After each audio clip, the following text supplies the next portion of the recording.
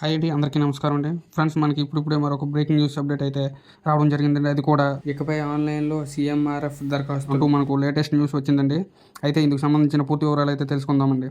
వీడియోని అయితే ఎక్కడ స్కిప్ చేయకుండా చూడండి ఫ్రెండ్స్. వీడియో నచ్చినట్లయితే ఒక లైక్ చేయండి ఫ్రెండ్స్. లైక్ చేయడం వలన మనకు తెలిసిన ఇన్ఫర్మేషన్ మరి కొంతమందికి రీచ్ అయ్యే అవకాశం ఉంటుంది. ఇక లేట్ చేయకుండా వివరాల్లోకి వెళ్ళిపోదాం.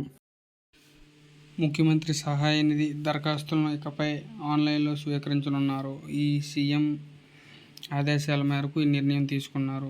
సెంటర్ ఫర్ గుడ్ గవర్నెన్స్ ఆధ్వర్యంలో వెబ్సైట్ని రూపొందించారు.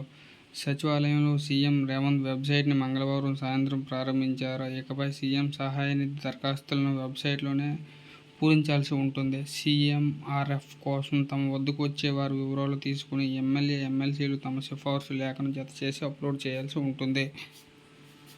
అప్లికేషన్లో సంబంధిత దరఖాస్తుదారుల బ్యాంక్ అకౌంట్ నెంబర్ తప్పనిసరిగా ఇవ్వాల్సి ఉంటుంది. అప్లోడ్ చేసిన తర్వాత సీఎంఆర్ఎఫ్కు సంబంధించిన ఒక కోడ్ని ఇస్తారు. ఆ కోడ్ ఆధారంగా ఒరిజినల్ మెడికల్ బిల్లును సచివాలయంలో అందజేయాల్సి ఉంటుంది. ఆన్లైన్ ద్వారా అప్లికేషన్ సంబంధిత ఆసుపత్రులకు పంపి నిర్ధారించుకుంటారు. వివరాలన్నీ సరిగా ఉంటే అప్లికేషన్ ఆమోదించి చెక్ సిద్ధం చేస్తారు. చెక్పై తప్పనిసరిగా దరఖాస్తుదారుడి అకౌంట్ నెంబర్ను ప్రింట్ చేస్తారు. ఆ తర్వాత ప్రజాప్రతినిధులు చెక్కులను స్వయంగా దరఖాస్తుదారులకు అందజేస్తారు. ఈ నెల 15 తర్వాత సీఎంఆర్ఎఫ్ దరఖాస్తులను ఆన్లైన్ ద్వారా మాత్రమే స్వీకరిస్తారు. సీఎంఆర్ఎఫ్ కోసం ఈ వెబ్సైట్లో దరఖాస్తు చేసుకోవాల్సి ఉంటుంది.